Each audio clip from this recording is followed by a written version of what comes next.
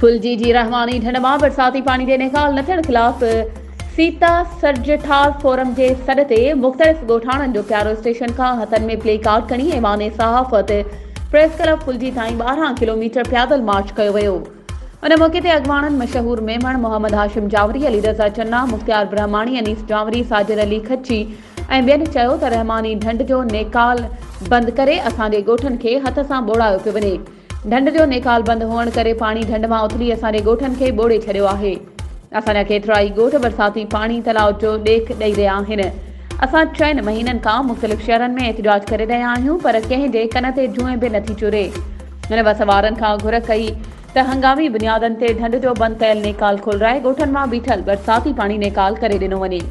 वधीक ख़बरुनि ऐं अपडेट्स जे लाइ असांजे चैनल खे सब्सक्राइब कयो ऐं हा, बेल आइकन खे प्रेस करणु न विसारिजो त जीअं असांजी हर नई अचण वारी वीडियो तव्हां ताईं पहुची